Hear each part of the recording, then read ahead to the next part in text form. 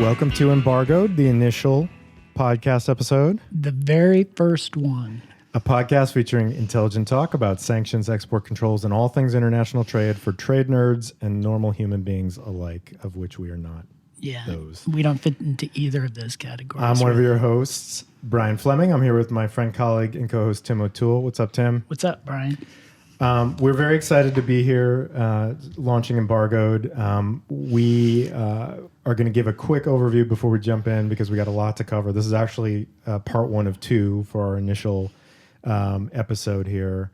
And for those interested out in the world, there is a teaser trailer on YouTube, iTunes, wherever you get your podcast content. Find it, follow us. Yeah, exactly.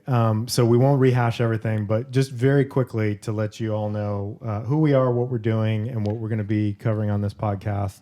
Tim and I are both members at the law firm Miller and Chevalier here in Washington, D.C. We're international trade lawyers, and that obviously is what we're here to talk about, all things international trade.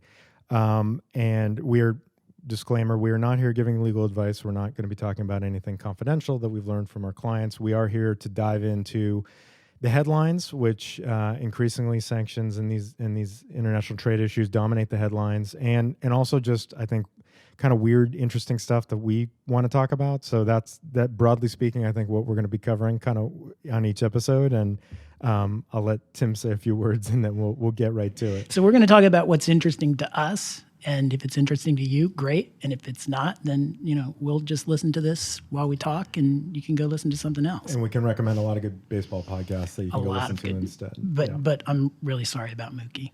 Yeah. We're going to talk about what sanctions should be imposed on the Boston Red Sox at the end of the program. So don't worry about that.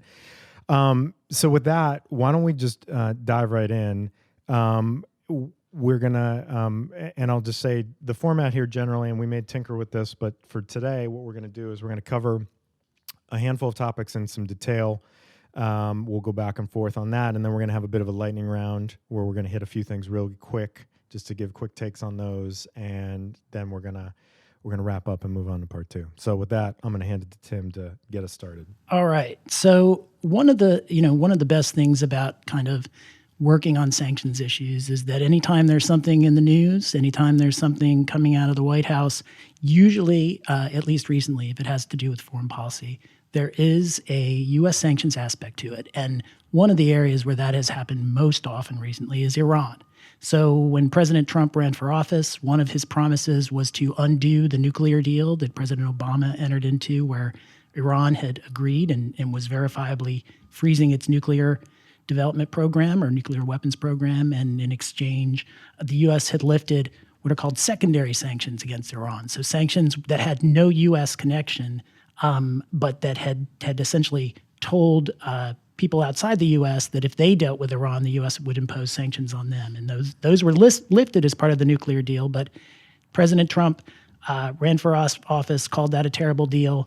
About 2 years into office, he backed the United States out of the deal. And so since then, the secondary sanctions that were in place before the nuclear deal have gone back into place.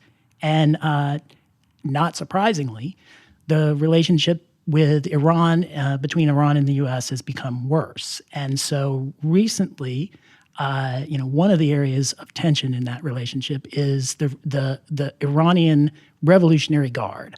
The U.S. position is that the Revolutionary Guard has done a lot of bad things, responsible for a lot of the trouble in that region. And so back in the beginning of January, the United States killed the leader of the Revolutionary Guard, a guy named Soleimani, General Soleimani. And in retaliation for that, he was killed in Iraq. And the Iraqis threatened to kick the United States out of Iraq. The U.S. threatened to put sanctions on Iraq. The U.S. also, Iran was upset that Iran struck back at the U.S. The U.S. put sanctions on Iran. They at least struck back is a strong term. Maybe there's a show of force, at least a token show of force to come back. Right. They bombed a U.S. military installation, but adjacent to. But it was adjacent to, and nobody was hit. Thank goodness. But in response to that, there was some question about whether the U.S. would then strike back again. Instead, what it did was it imposed more sanctions on Iran, and these are more secondary sanctions. A new executive order came out. It imposed sanctions against the three new sectors. What are they? Construction, mining, and manufacturing. Oh, and textiles. So four. Four new sectors. And we can talk a little bit about what that means, because that was kind of pitched as the toughening of these sanctions. But in the run up to that incident, the U.S. had already tightened secondary sanctions.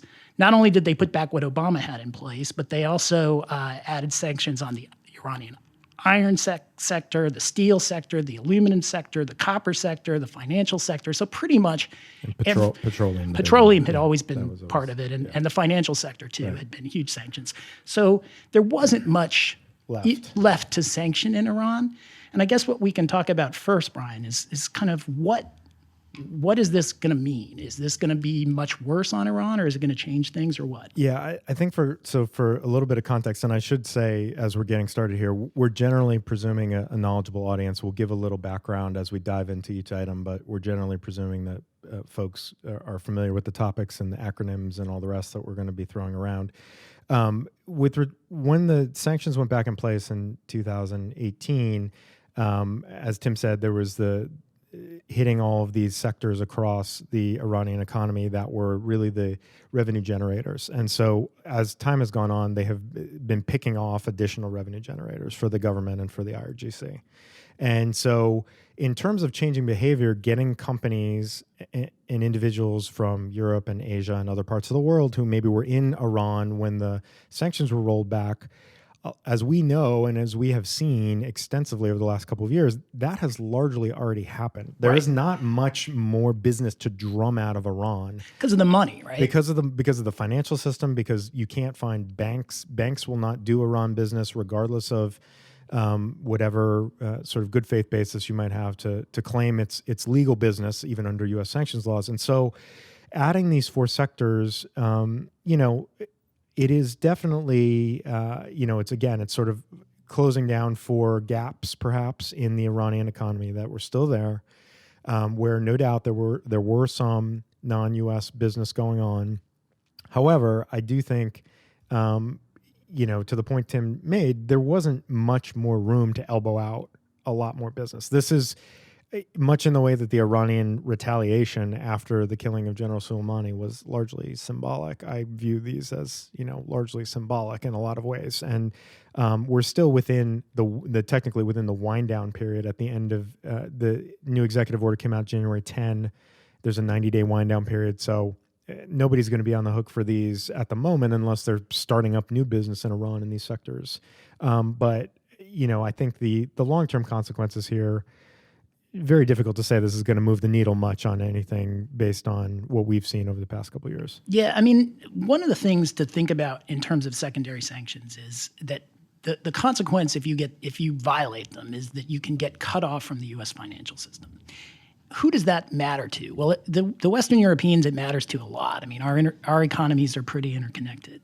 But the Chinese, the Russians, the Turks to some extent, does it matter to them if they got cut off from the U.S. financial system? And that is a big question. And part of the reason there's still, to the extent there's still business internationally in Iran, that's most of where it is. Yeah, and a lot of and something that we see all the time too is that in those countries, and especially this is the case with China, where there's a strong independent financial and banking system that can operate not completely disconnected from the U.S., but somewhat independently. I think there is less of a fear of these consequences, and not to mention the fact that we know very well that the Chinese government, the Russian government, will stand up to the U.S. if they feel like they're getting pushed around, and will retaliate with potentially some pretty significant measures. So it is a different story in those parts of the world. It is, I think, again, to the extent that this is largely aimed at Western Europe and kind of U.S. allies, or at least quasi or former allies, or recently former allies, then I think that effect and that change in behavior has largely already been has happened. So one more kind of loose end is that when this all happened, the Iraqis threatened to kick the U.S. out. The Trump administration responded, and it wasn't just President Trump, but it was others within Treasury were quoted in the Post as saying that there would be sanctions against Iraq. We haven't heard anything more about those sanctions. We could talk quickly about what they would have looked like or what they will look like if any of that takes place. Right. I mean, kind of a fascinating exercise just to think that, Iraq, that's by all measures a U.S. ally, would be sanctioned for, threatening or actually acting upon this, notion of kicking out the U.S. troops in retaliation for this activity. As Tim said, I think the talk of this seems to have died down, at least for the moment.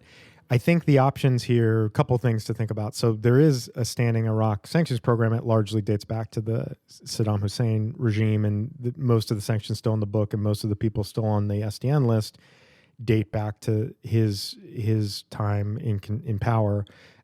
So if they were going to expand that, issue a new executive order or something like that, it would really be starting from scratch almost.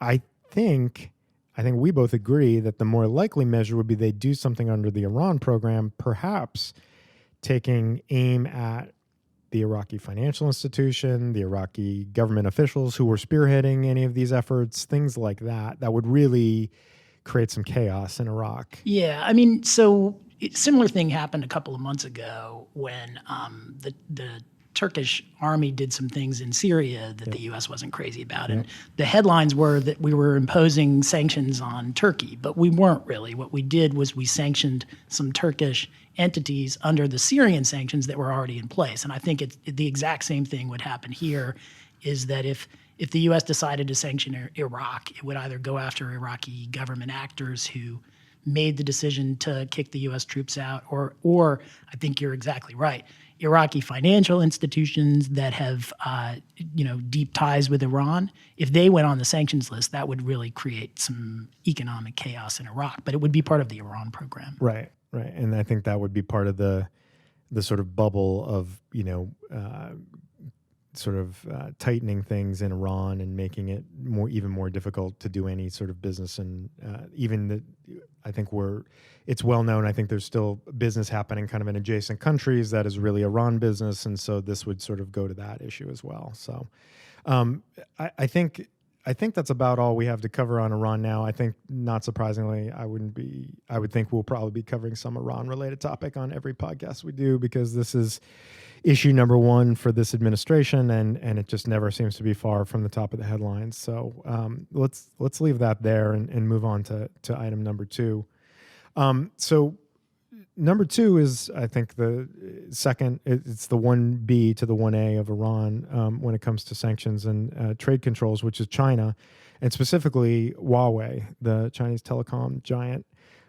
So Huawei is constantly in the news these days, whether it's pushing forward with its 5G technology, foreign countries looking at banning or welcoming Huawei into their infrastructure, all the various lawsuits that Huawei is involved in here in the States, the criminal cases that are pending against Huawei and Huawei executives, and we'll touch on that again later.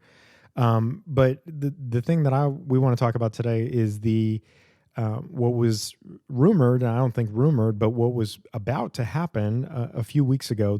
We're recording this on Friday, February 7. In mid-January, it was pretty well known and well circulated around Washington that there were more restrictions coming on Huawei pursuant to their entity listing. And so Huawei was added to the entity list back in May of 2019. So nothing subject to the EAR jurisdiction that can be exported out of the U.S. To Huawei, subject to the general licenses that are in place and some other caveats. So generally speaking, at a broad level, Huawei cut off from controlled U.S. technology with certain caveats. The new rules that were apparently about to be put in place were going to take down what's known as the de minimis rule from 25% U.S. content to 10% U.S. content, which would mean a lot more technology would be captured by the restrictions, and so make it that much tougher for Huawei to get U.S. technology and U.S. items. and what's known as the direct product rule was going to be expanded beyond its typical bounds, which are just related to sort of national security controls, to capture everything subject to the EAR. So it was going to be a massive expansion of the restrictions on Huawei.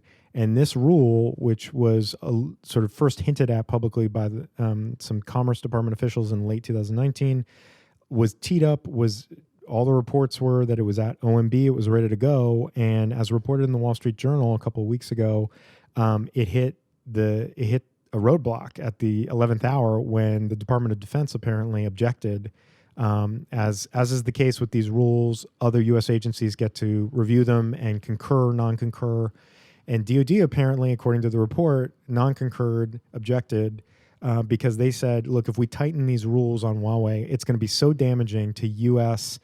technology interests and U.S. providers. It's going to be, not only is it going to be a huge economic hit, but it's going to stifle innovation and development of new technology. And so we can't agree to that. So that's what has happened very recently. So before we go on to what may happen next, what are your sort of first initial thoughts on all that? So, I mean, I think to understand what's going on with Huawei, my initial thought is it's a mess. And to understand why I think it's such a mess, you have to go back to ZTE, another Chinese telecom company that got in trouble with the U.S. For sending U.S. goods in the form of ZTE phone products to Iran. Huawei's been accused of doing the same thing. I mean, that's what started this mess.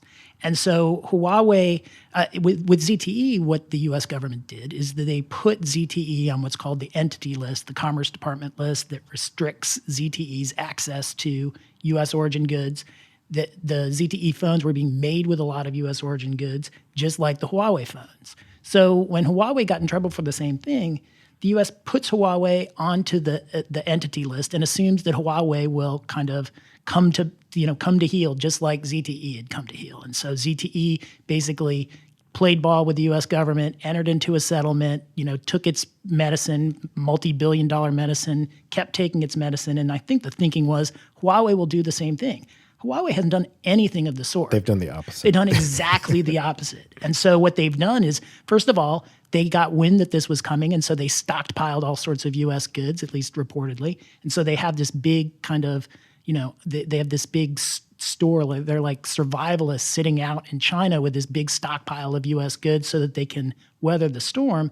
And then they were able to take advantage of the de minimis rules, which you were just talking about, which essentially say if less than 25% of your product is made from U.S. goods, it's not a U.S. good, so that they could get U.S. products as long as they were protected by the de minimis rule. And so it really hasn't manufactured outside the U.S. Right. Yeah. And so it really hasn't affected Huawei at all in the way that it did affect ZTE. They also, by the way, announced record profits at the end of last year, which was a nice kind of middle finger to the U.S. government. It's like $18 billion or something that I saw. I mean, so they've been doing just fine. And I think that has shocked people in Congress. I think it shocked the Commerce Department. And I think they're all scratching their heads thinking, well, so what are we going to do about Huawei? And even there, when they came up with this, way to try and tighten the screws, close the loophole, so to speak. Apparently, industry rebelled through the Defense Department to such an extent that they couldn't even close the screws on it because U.S. industry was so upset that they're selling so much to Huawei, which I guess is where it's getting its $18 billion, that we can't even tighten the screws anymore on Huawei, and Huawei has not seemed to feel going on the entity list much at all. Right, and so I think there's a couple of other things to sort of think about and consider here for anybody who's got Huawei issues or Huawei on the brain. We get a lot of Huawei questions, so I wouldn't be surprised if this is one that a lot of people are thinking about right now. So there's a couple of ways I think that this could go. So for now, I think one key takeaway here, as far as we know, this is only temporary off the table. It's not as if this is not coming. This so-called closing of the loophole, from what we are hearing, it very much could come back at some point, and it could come back pretty soon. That's number one. Number two, something worse or harsher with respect to Huawei and possibly even other entity list parties or Chinese companies could also be coming. Now, whether that's a broadening of that loophole closing that would affect a whole variety of different companies, not just Huawei. We've heard as a possibility. There's also always been some rumors or some concern or some thought that at some point the government would use IEEPA authorities to go after Huawei, which is basically they're either going to put them on the SDN list, and based on the allegations of their Iran conduct and other things, they probably have enough to do that if they really wanted to, or at least attempt to do that. I'm sure there would be a fight and a court battle over that. Or there was a time when it was even being discussed that there would be new authorities and new measures taken that are kind of made from whole cloth, and those are still being discussed as far as we know. So it's hard to overstate how I think important this issue is in the U.S. government right now, all across the board, from Congress to the White House to the agencies, everybody. So this is not going away. This is likely not going to get better or easier to navigate anytime soon. And if anything, it's probably going to get more complicated before it gets any clearer how to sort of manage supply chains, deal with these types of issues as they arise in real time. Yeah, I mean, and just so folks at home can kind of see what's going on here. So the entity list, which is what Huawei's on now, what ZTE list was on, or ZTE was on before, is a list that restricts access to U.S. origin goods. It's a punishment, but it is a limited punishment, because even U.S. persons can do anything else with Huawei. They just can't sell them U.S. origin goods. There's worse lists, and the main one being the OFAC SDN list, the specially designated national list. That would restrict any dealing with a company like Huawei. By U.S. persons. By U.S. persons, and sometimes even beyond U.S. persons. And so Brian and I have talked about this for a while. I mean, what if Huawei got put on the SDN list? Now, one possibility is that would bring Huawei to heel in the way that it brought ZTE to heel. On the other hand, the SDN list essentially says you're cut off from the U.S. financial system, and so people can either deal with you or deal with the U.S. financial system. And usually, and almost always, the U.S. has won that battle, and because companies want to stay within the U.S. financial network more than they want to deal with somebody on the SDN list. But would that happen with Huawei? Who knows? Right, and this is complicated also by the fact that, of course, the U.S. views Huawei as just an extension or an arm of the Chinese government. There would be that whole aspect of it that would play into this.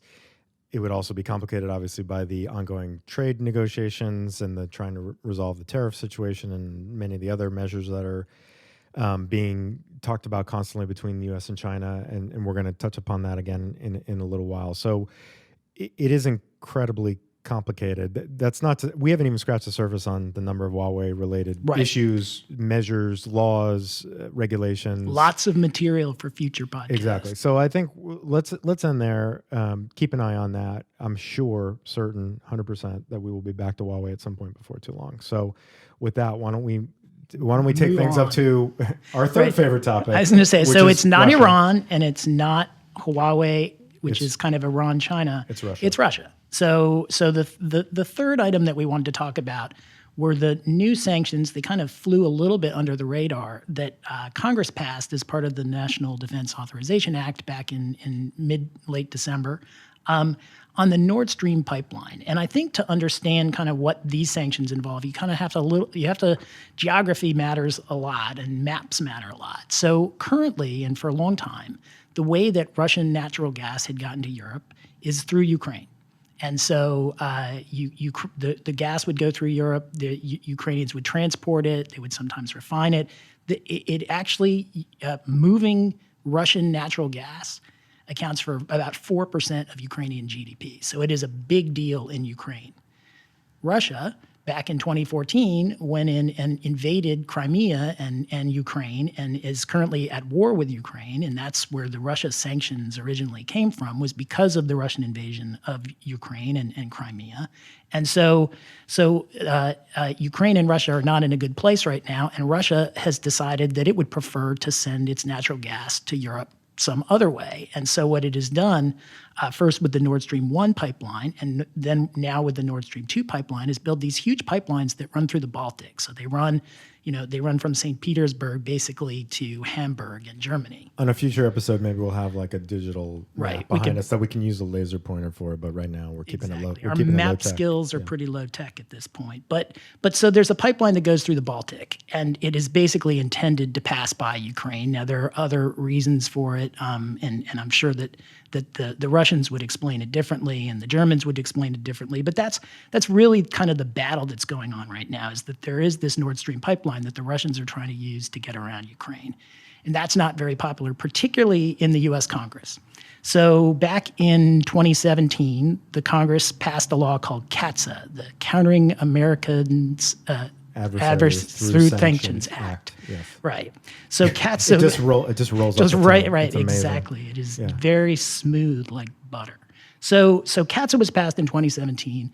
It made headlines because it essentially froze the Russian sanctions in place because there were rumors that newly elected President Trump was going to repeal some of the Russian sanctions, but it also increased the sanctions and made a lot of headlines because it created what was called an oligarch list, or it directed the Secretary of Treasury to create an oligarch list.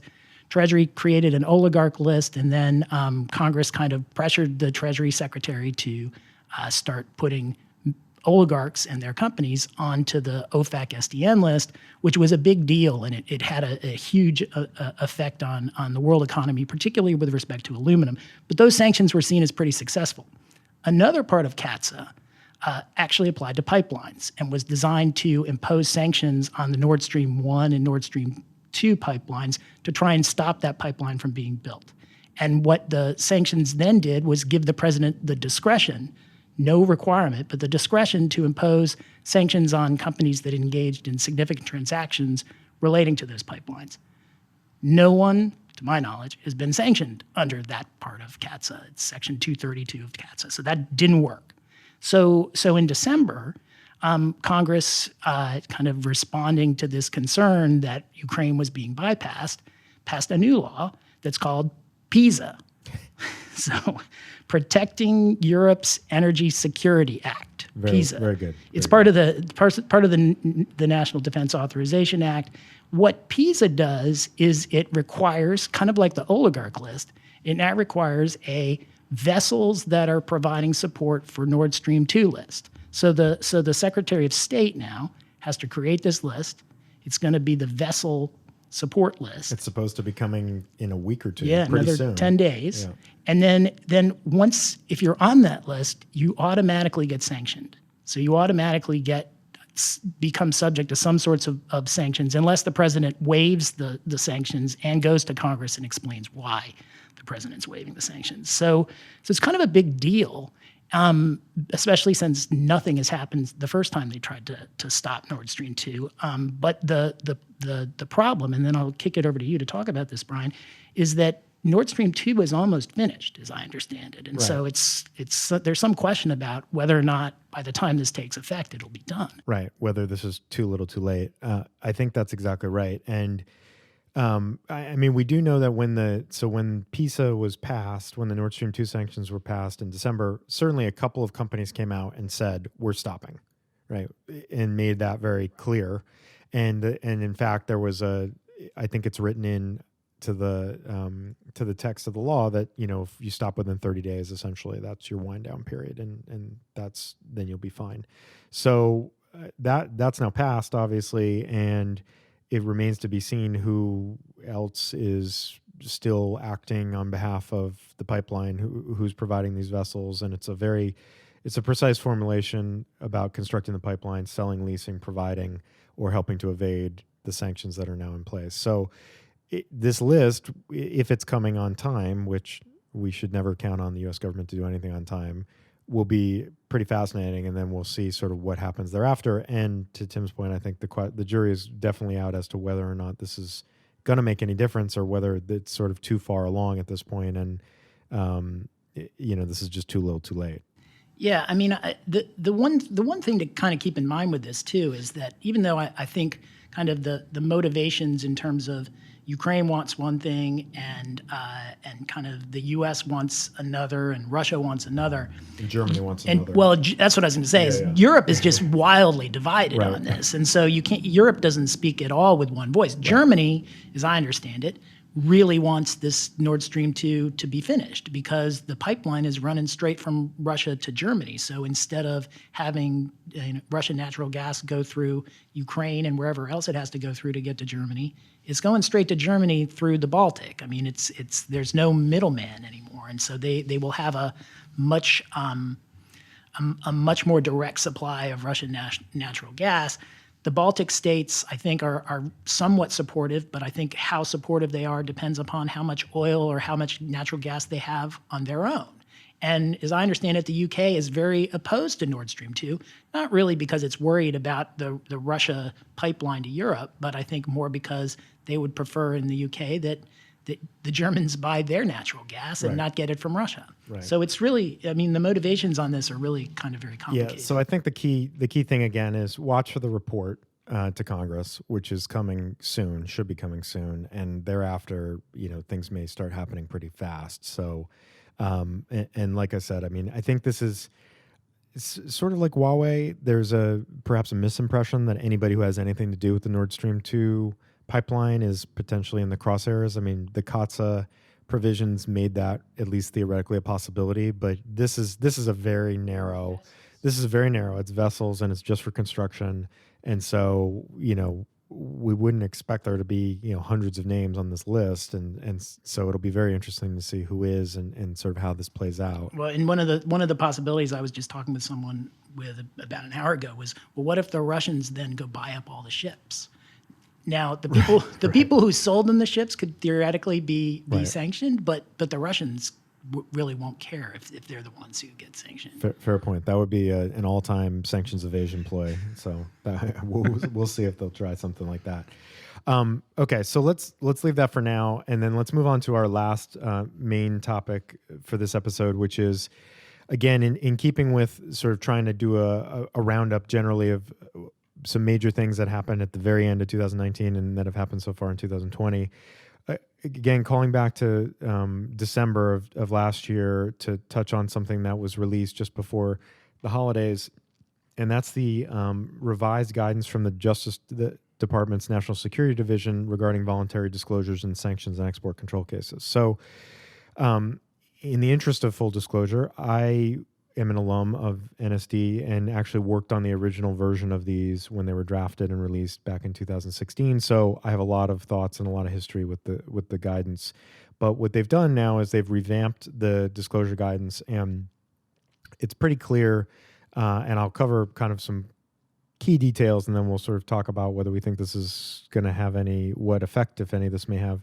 It's pretty clear that they've tried to tighten this up to really proactively encourage more disclosures. And I think the first attempt that was made back in 2016, I think there were, not to get into too much inside baseball, but I would say that perhaps the results were a bit mixed in terms of the types of disclosures. And I think there was a feeling or a hope that, like DOJ's fraud section, for anybody out there who is familiar with how that works, that, there's a culture of disclosure to the fraud section on anti-corruption FCPA issues.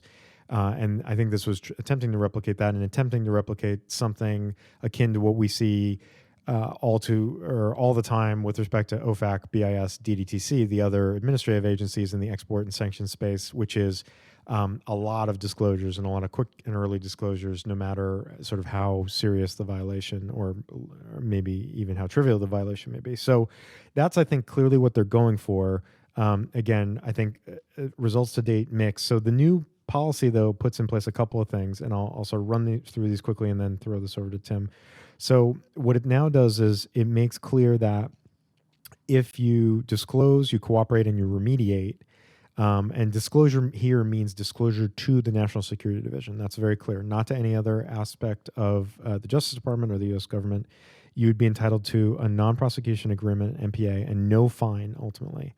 If for some reason the conduct is of a severity that there would have to be some kind of fine imposed, then you would still be entitled to a 50% haircut on that fine, and there would be no monitor imposed. And this has all been made much more concrete. The way the guidance was written the first time, it was much more kind of directional, and it was a little less committal in terms of what the actual benefits would be.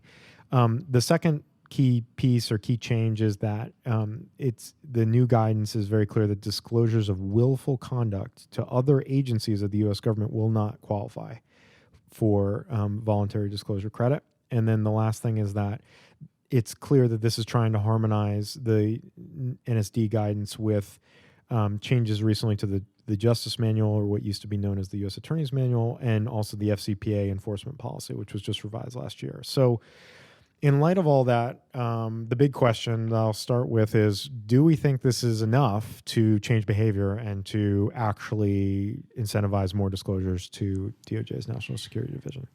Enough, probably not, but better, I think it is. So I think to kind of explain why I think it's better, but why it's not enough, you start with the proposition that the VSD policy from 2016, designed to encourage voluntary disclosures, was really done at least in part from really good motives to try and harmonize the export control practice with kind of longstanding principles in the Foreign Corrupt Practices Act practice. So the FCPA cases had a really kind of well-developed body of what would happen with the voluntary disclosure, what would qualify, what sorts of leniency you would get. And I think the 2016 policy was designed to bring that into line. Now, the problem was that, and this was weird for me when I started this practice. I mean, I'm coming to this from a background as a public defender. And the idea that you would go in and make mistakes and then go tell the government on yourself was something that was very foreign to me. But there really was this expectation in the export controls and sanctions bar that you just always reflexively disclosed everything. And so you'd find a problem and you'd disclose it. And part of the reason that you would do that is because the administrative agencies would really try to separate the wheat from the chaff very quickly. It would be kind of a painless process unless there was a really, really bad case. And so there was this kind of culture of automatic disclosure, and the DOJ policy came in against that, where it essentially said, you've also got to disclose to the criminal authorities at the same time. And I think the export and sanctions bar was like, whoa, this is getting a lot more serious than it used to be. And so I think, at least initially, there was a big kind of culture of resistance to that. And because there weren't a lot of concrete incentives in the first policy, and to be fair, they didn't really exist anywhere at the time. Right. When you're making the decision whether to voluntarily disclose, you've got this like, well, if I disclose to the agency, I've got to also disclose to the Department of Justice and turn this into a federal criminal case, and that's not going to be cheap, even if it turns out to be good. Plus, I can't tell how much benefit I'm going to get from doing that. Right. Maybe I'm just going to keep this to myself. And so I do think that the initial policy kind of ran into that. And this is kind of a response to try and encourage more disclosure by saying, no, here's what you will get concretely if you disclose, which I think will help more disclosures. I also think the fact that 3 years or so have passed since the first one, people are starting to get less hostile to it. They're starting to think, okay, well, maybe I can work within this. Yeah, and just to tease part 2 of this initial episode, we're actually going to talk about a very recent case where this was front and center in terms of going in on a voluntary basis to NSD and a company pretty clearly getting some benefit from that. So let me throw a couple other thoughts at you before we wrap up this and then move on to the lightning round. So as I said at the end there, or as point number 2, no credit if disclosure of willful conduct is to the regulatory agency. There was a provision in the original guidance that sort of said if you disclose either simultaneously or around the same time, somewhat contemporaneously, I can't remember the exact language, that will still count it as voluntary. This seems to maybe move away from that a little bit. It also, I think, at least calls into a little bit of question sort of the practice that you're talking about, which is, let's say we have a client or a company comes in and says, all right, we think we found a sanctions violation, and we don't know, it doesn't seem willful to us, we think, but we're in the process of investigating we think we want to go into OFAC and put in a placeholder voluntary disclosure while we tell them we're going to investigate. So we do that. Let's say we do that on today, on February 7th. Let's say 2 months into that investigation, after doing some interviews, looking at documents, et cetera, we now think, oh, we have some employees who are actually doing some willful misconduct. And obviously the Justice Department at this point, as far as we know, knows nothing about this. We haven't had any formal communications. We haven't disclosed any of this. Do we run the risk that we go to them, we decide at that point, or what is the calculus, I guess, at that point, if we say, well, do we go to DOJ, NSD at this point and say we think we actually have a willful violation? Or do we stick on the OFAC only track and sort of hope that we can work it through with them and that they're never going to refer it over to DOJ? I think that's a very Those are the hard cases. That's a very real scenario that we have certainly experienced, and that I think people they'll have to be making judgment calls as they go, and depending on the facts and how they're looking, how things are looking, and you just sort of weighing cost and benefit as to what you do when you hit that fork in the road. Yeah, I mean, those are the ones that I think are still the hardest cases under the new policy, because what you used to do before the policy was in place is you would go to OFAC or you would go to BIS and you would say, okay, this conduct was not willful, but here's a few facts that we still don't think rise to willfulness. But if you do, here's why you should go easy on us, even though you might find that it's willful. You can't make that argument anymore, because if you make that argument and they find that it's willful, and then they refer it over to DOJ and say this was willful sanctions evasion, or this was willful, exporting to without a license, you now don't get any credit under the DOJ policy. So you used to go to the civil regulators and try and make your willfulness case, knowing that you had to disclose the facts of willfulness, but you could make the arguments. Now you pretty much have to disclose. Now, and admit willfulness. Yeah, or the disclosure. Which is a hard thing, and I don't know that that's something that we would ever recommend one of our clients do. But as we well know, even if you get to a point where you're in front of DOJ, you're in front of an agency, sort of because of a subpoena, because of some other reason that you didn't intend to be there. I mean, if a choice is made at a certain point, like, okay, now we need to cooperate, now we need to, remediate aggressively and be very proactive, there's still some credit to be gained. It's not like you will get zero credit. You will not get the full credit that the policy would entitle to you. So that's also something to keep in mind, is that it's not a black and white either or necessarily. It ends up being a very nuanced question, and I think it's largely depends on the circumstances. Right. I mean, the big thing that it takes away, or at least kind of makes a lot harder, is to just argue that a matter is not criminal, without almost at the same time conceding it's criminal. Right. Because once what you used to want to do is you used to want to argue to the regulators that it wasn't criminal, and you would still get the benefit of a voluntary disclosure even if they found out that it was. But now if you make that argument, you certainly can't at the same time go disclose to the DOJ that this is a willful criminal violation. Right. Because if you've done that, you're wasting your breath. You've already conceded that it's willful. Unless you might be caveating that to do right, to death, but it's just hard to do. Exactly. So, and then the last point I want to end on before we move on, the other interesting thing, in the original policy, there was a sort of explicit carve out for cases that sort of fell under what at the time was AFMLs, the asset forfeiture and money laundering section, which has now been rebranded as MLARs, the money laundering and asset recovery section. We deal in lots of silly acronyms all the time, so it drives us a little crazy. Yeah, CATSA.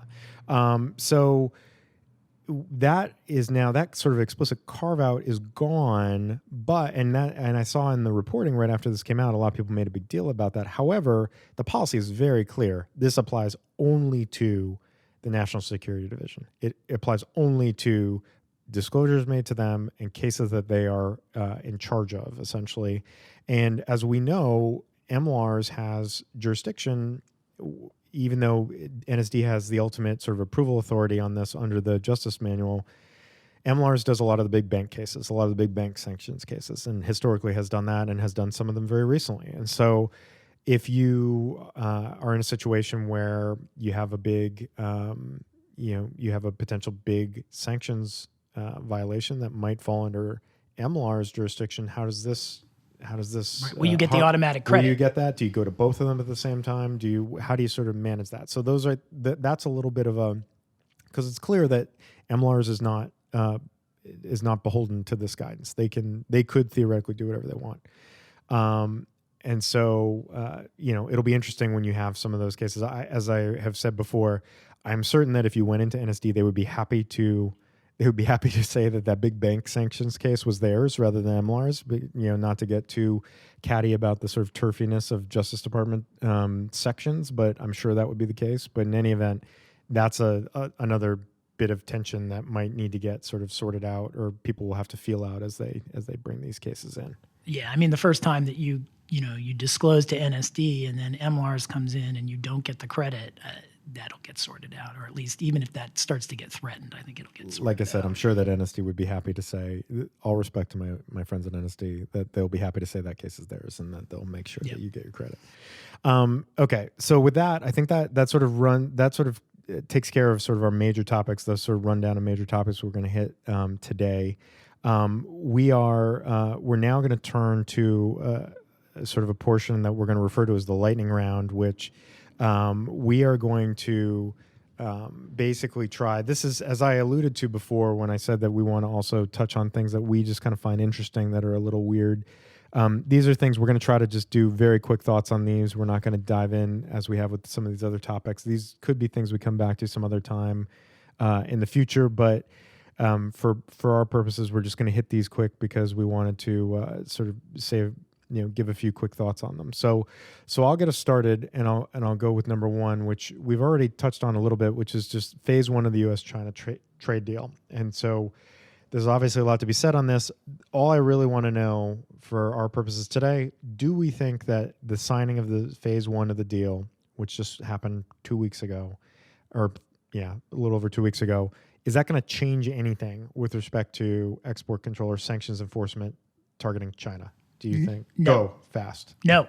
Okay, that's a great answer. Very, very concise. I think also one last thought on this is, the coronavirus sweeping through China and everything else going on right now. I don't know if that could slow certain things. I don't know if that's going to have anything to do with what's going on with Huawei. I don't know if that's going to have anything to do with anything else that might get rolled out. But if anybody's watching as what's happening now, this is building and getting more serious, and maybe that would possibly cause the U.S. government to take their foot off the pedal with respect to China. With this administration, I don't know necessarily, but also one other thing to consider. Yeah, no, I don't think that the trade deal will stop anything, but I definitely think that the attitude toward China, on the import-export side could change with coronavirus. It could change when U.S. manufacturers complain that they're losing China sales. I mean, there's all sorts of things that could change it, but it's not going to be the trade deal. Yep. All right, let's go on to number two. All right, so number two is at the end of January 29th, the U.S. imposed sanctions against, I think, 8 people and 1 entity in Crimea. And we talked earlier about kind of the dispute that led to U.S. sanctions against Crimea. There's an embargo against Crimea at this point. The question that I have is, so with respect to all of the sanctions, they were opposed against, so-called actors in the so-called Republic of Crimea, because Crimea has become a separate republic according to the Russians, and so the U.S. position is that it is still part of Ukraine, and so what was the point of these designations, and what was the point of essentially ridiculing the Republic of Crimea in the designations? Yeah, so real quick. So Tim's use of so-called is purposeful because in the press release announcing these sanctions, the Treasury Department used it about 74 times. Literally. It was like a drinking game. It was like The Onion wrote this press release. It was kind of ridiculous. So the short answer is I'm not sure. Things have been relatively quiet other than the Nord Stream 2 stuff on the Russia front recently. So it's always so difficult to decide and to decipher what's really going on there. So hard to say, and I think stay tuned. This feels to me like sort of low-hanging fruit, and they just sort of took a shot at these folks, and it's probably been in the queue for some time. That's my guess. The one other thing I'll mention real quick is that this was done in a coordinated effort between the U.S., EU, and Canada, who all imposed sanctions on these same actors essentially simultaneously. That's not something you see very often, so that's pretty notable. And this is, in fact, kind of one area where those countries and those or EU region are pretty synced up still with respect to Crimea. So Yeah, that's increasingly rare, and I'll just sort of leave it at that. That's something noteworthy. No, I mean that to me is the only really important part of this. The petulant language that was used in the press release was kind of more fun, but the fact that you've got the U.S. and its allies working together, particularly in Crimea, is both interesting, and they didn't really explain very well why they were taking this action when they were taking it. I'll be curious to hear as that kind of leaks out what's really going on here. All right. And so moving on now to topic 3 and trying to keep with this is lightning speed for us. We're going to try to get better over time, but we talk a lot. So last topic in the lightning round for today is Venezuela. We haven't touched on Venezuela yet today. We see a lot of Venezuela issues. So recently, mid-January, there was the potential or the attempted takeover of the National Assembly to block a vote. President Guaido, or at least the recognized president of the U.S. and other countries, and his people were essentially blocked from being into the National Assembly. So very soon thereafter, sanctions come down on a number of the people, the Maduro compatriots who were responsible for this. So what do we make of this? And just sort of any general thoughts on Venezuela lately as that continues to be. President Guaido was at the State of the Union. What do we make of that? Just sort of general thoughts on those actions in Venezuela. Yeah, I mean, Venezuela is really interesting as it starts to develop because the stated purpose of the sanctions against Venezuela is to change leadership, is to push out Maduro and bring in President Guaido, and there's a couple of things that are interesting about that. One is it's really been supported outside the U.S. It is another kind of multilateral sanctions policy where the EU and Canada are also in support of what the U.S. is doing there. That's really unusual because the EU and Canada are usually not in support of sanctions that are designed to drive out a government. And sanctions don't usually work. And which historically, I should say, is when there's multilateral pressure, that's when sanctions tend to work the best. Yeah. And increasingly, the U.S. has gotten away from that because of how we've positioned ourselves over the last couple of years. But the other thing that's kind of interesting about this is that in the past, when the U.S. has tried regime change, it generally didn't have a viable alternative. It just basically said, drive Castro out, drive the Iranian mullahs out. I mean, that's been the U.S. policy, but, to the extent that they had another option, it wasn't really an option. It was often one that was created in the U.S. and might be viable from U.S. perspectives. But Guaido has his own base of support in Venezuela, and it's not just the U.S. that's pushing Guaido. It's, a number of countries, I think it's more than 50, have recognized Guaido as the rightful president of Venezuela. And so it'll be interesting to see if this Venezuela sanctions practice, because it's multilateral, because there is a viable alternative to Maduro, whether it works or not. Yep. All right. Well, in keeping with the spirit of the lightning round, we'll stop there. Well said. So I think that's all we have for this episode. I should say that we're going to be recording essentially part 2 of this episode, as we said at the beginning, which is going to be in the same way that we kind of took a survey of big activity that's happened in December and January, early February, on kind of the sanctions policies front. We're going to be focused in the second episode, or part 2, on enforcement actions and recent interesting enforcement actions. We're calling it Enforcement Palooza. And so that's going to be coming your way relatively soon, and is really going to be a continuation of this episode. I'm sure it's going to be hugely popular. Enforcement Palooza there'll be version 12. And if you're still listening at this point and you're not related to us and you don't work with us, then congratulations. We're incredibly grateful to you. This has been a lot of fun. We hope you enjoyed it. Please stay tuned for episode 2. Like I said, that'll be coming soon. And until then, I hope everyone stays sanctions free. Bye. Bye.